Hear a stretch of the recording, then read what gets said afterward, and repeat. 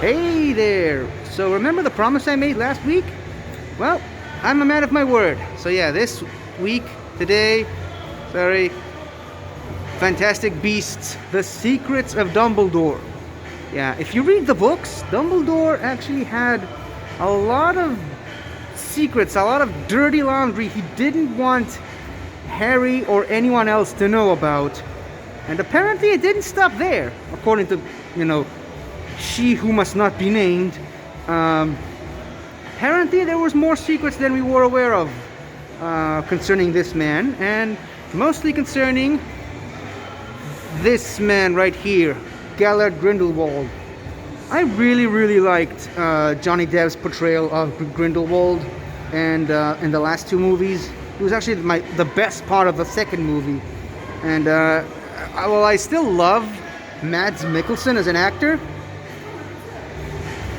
It really bothers me that they recast him for a lot of behind-the-scenes stuff that really should not be talked about in this video.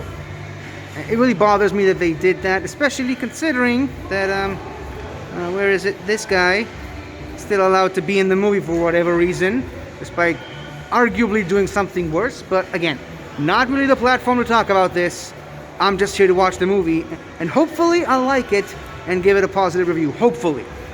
Anyways, technically speaking, the movie's already started, so not the movie itself, but just trailers and commercials. That's always my safety line before going into a movie. So I'm gonna get some popcorn and stuff, and walk into the movie, and hopefully it's a good one. So yeah, Expelliarmus. Right. So I just came out of this movie right here, Fantastic Beasts: The Secrets of Dumbledore, and initial response, what I can say is it's better than the second movie, and that's about the most positive thing I can say about it. If I was asked to describe this movie, I would have to say that it's incredibly unremarkable. That's really the word I would use to describe this movie. Now, and I'm not being silent because of my disappointment. I'm just being silent because it's really late, and the theater is mostly empty. I saw this movie really late, so I'm trying to keep my voice down. In any case, positives. Hold on. This guy right here, Jude Law, nails the part of Dumbledore perfectly. And it's mostly due to the performance, but I think the writing, specifically for the character of Albus Dumbledore, the writing for specifically of Dumbledore is superb. That is the Dumbledore that I've read in the books and was alluded to through flashbacks and whatever.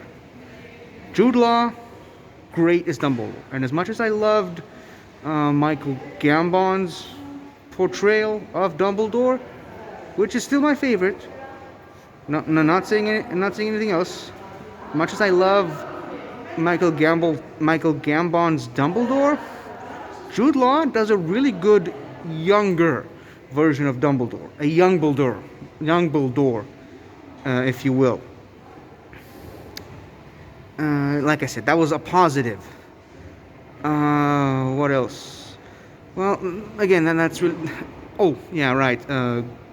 Mads Mikkelsen as Grindelwald, really good. I still prefer Johnny Depp's portrayal of this character, and if you're looking for some sort of explanation as to why they suddenly recast a different actor, you're out of luck, because they pretty much gloss over that.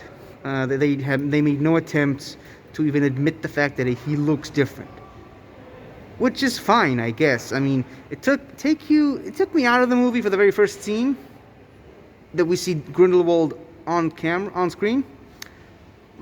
But beyond that, I mean, yeah, he fits into the role of Grindelwald like a glove. I still prefer the Johnny Depp version, but I mean, he's pretty good as Grindelwald himself. I mean, Eddie Redmayne continues to do his thing as Newt Scamander, whatever that is. His brother is there. Uh, Jacob Kowalski is still funny as hell. Um, Ezra Miller is in the movie. At some point, it looked like it was going to be his movies, especially after the second one. But, well, things happened, I suppose. And he's still in the movie for whatever reason. Um, where is she? Queenie is back.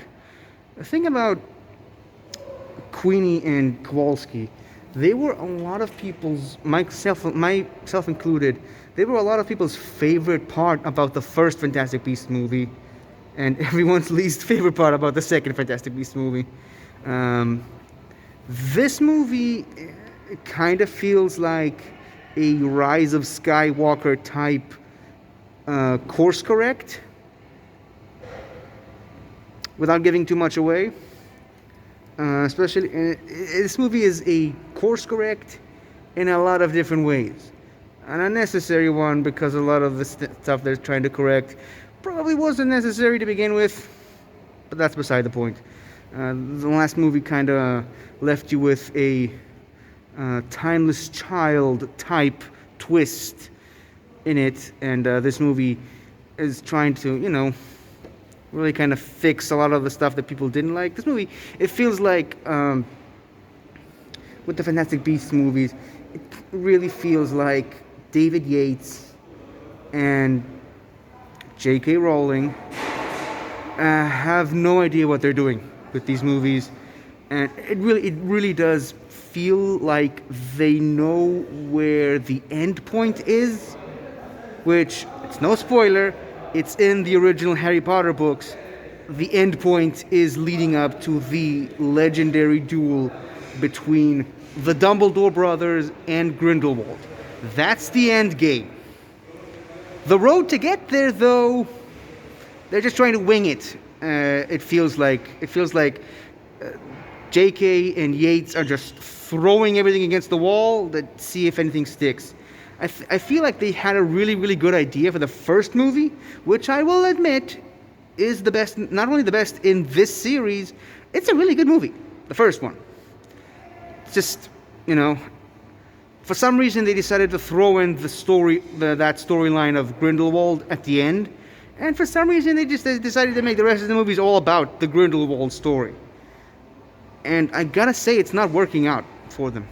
I mean, if they wanted to explore the Dumbledore-Grindelwald storyline, it should have just been its own thing. It should not have been a Fantastic Beasts story. They could have just had the first Fantastic Beasts movie could have been a great standalone on its own, and then tell other stories in the Wizarding world, like the upcoming Hogwarts Legacy video game that I can't wait for, that I'm so excited to play whenever that comes out. They could have just done that instead of shoehorning in this Grindelwald storyline into the Fantastic Beasts story. Now listen, I've been saying for years now, both publicly and not so publicly, that I think the best course of action for telling more Wizarding World stories would have just been a story centering around a young Lily Evans, meaning a young Severus Snape, and their journey through Hogwarts, and ultimately, not so much of a spoiler, but ultimately culminating in Lily Evans marrying James Potter, and I think you can pretty much figure out the rest. That's what I think they should have done originally. But for some reason, they seem to be sticking to this idea that the next batch of Wizarding World movies need to focus on this particular storyline, and it looks like they're pretty committed to it. There's still 2 more movies allegedly in this series. That is, if people are still interested in this. And judging by the responses to people inside the theater when the movie ended, when I saw it, not so much. It was a very much of a feel of thanks, I hate it vibe. And I have a feeling a lot of Wizarding World fans are just going to see these movies now just to hate them. which is unfortunate, but I guess, like I said, we know the end game, we know the end point, it's no secret. We know that these movies are going to culminate in the Dumbledore brothers versus Grindelwald. And I suppose they got one more movie that they somehow need to figure out something to do in that one before we can get that ending and we can finally put this series to rest. It's not the original Harry Potter movies. I will say though, this movie is the closest, well, closer than the last one to the Harry Potter movies.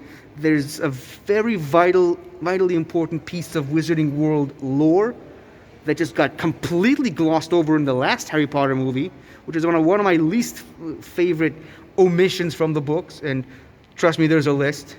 But it just completely glossed over in the last Harry Potter movie. It's in this movie. Not, the full thing, but I'll take what I can get at this point. So I would highly recommend, if you have any plans on seeing this movie, I highly recommend reading the books, especially the last one. But overall, like I said, most of the movie, they're just wasting time trying to get to the end where something happens. Again, not spoiling anything away, but it looks like they're just trying to drag this out. It's the next step in the story. They're just trying to kill time, waiting for the last installment, which I only pray comes sooner rather than later and can actually redeem this franchise. This series, that is. This series in the franchise. In any case, yeah. It's a movie that happened. Jude Law is fantastic in it, as Dumbledore. Mads Mikkelsen is really good as Grindelwald. The Kowalski and Queenie relationship is in this movie, I suppose. And, well, I'm sorry the sound is so disappointed and so crestfallen, but that's just the way it is. And, well, if you have any plans on finishing this series, I'd say watch it, just so you can get caught up in the story, because, like I said, there is something pretty major that happens in this movie that I suppose is important for the end game of the story. But yeah, at this point, I'm just waiting for this series to end, waiting for the last movie, which, like I said, we still got 2 more movies to go, and I'm just waiting for the series to end, and hopefully we can get back to telling good Wizarding World stories by way of movies. It's a sad thing, but I mean, it is what it is, and there's no point in fighting it. So, So that's my thoughts on Fantastic Beasts: The Secrets of Dumbledore.